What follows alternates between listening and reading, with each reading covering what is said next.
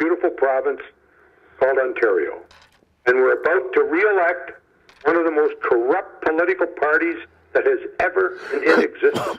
And the people responsible for it is the greatest party we've ever had in our province. Well, I'm not going to argue with you because what you said is pretty surreal and pretty dramatic, but actual. But what I'm telling you is I disagree. I think at the last minute, at the last second, there's going to be, I think that the Progressive Conservative Party, the PC Party of Ontario, which has been very good to this province for many years. I remember growing up under the leadership of Bill Davis, who did an unbelievable job in Ontario.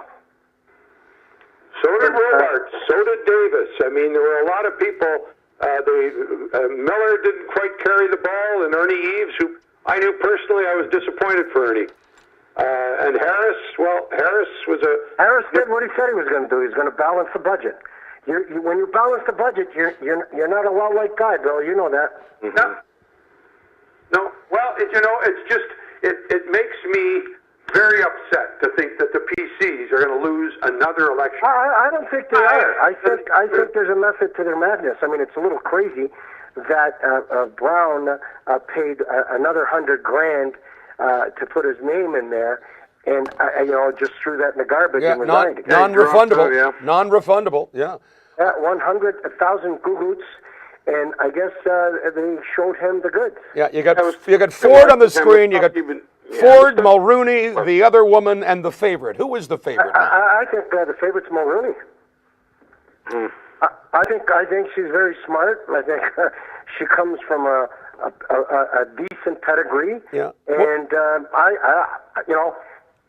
if I was a betting man, I'd say she's gonna get the vote. Someone asked her the other day, I mean, you're one phone call away from one of the greatest prime ministers in this country. She says, well, this is my right. I mean, this is my run to the finish line. This is my constituency.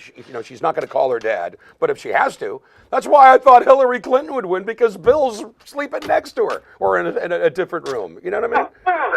Hold it. They never slept together, those two freaks. I know. I said different rooms. Anyways, guys, this is not the National Enquirer. The way you guys talk baffles me. I think that Mulrooney, there's 4 people there right now. I think that Mulrooney, she's very capable. She's a good speaker. And I think it's time for a woman from the PC side to give Wind a run for her money. Well, who are the other candidates? Do you know them, Frank? I'm out of touch. I don't know. I'm not familiar. You have Doug Ford, Mr. Ford, who's the Donald Trump of Ontario. He's bombastic. He says what he says. He makes Donald Trump look like a menses.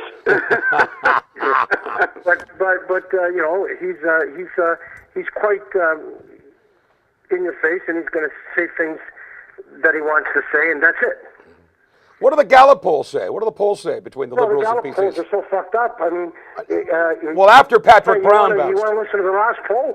Brown looked like he was in the lead. I would have put him in the lead. Jesus. Wow. But Brown, from the day he announced he had a speech impediment, he was lost. He was lost. I don't remember that. Why he did that, some of the advice that has been given to the PC leadership candidates over the last 4 years. I hope it's not over the last 8 years, I mean. 6 years, yeah. Yeah, I would say almost 8 years. The Progressive Conservatives in Ontario have had some very bad campaigning and very bad campaign people. Even the federal Conservatives ran the worst campaign federally against Justin Trudeau I've ever seen in my life. Yeah, that's right. Yeah. Nice hair. Nice hair, Justin. Not ready yet, Justin. Not ready. I agree with you. That commercial was obtuse and moronic. He's just the worst one. Not ready. See Stephen Harper in a sweater and speaking to himself. I like Netflix. I like apples. I like to play the Beatles on the piano.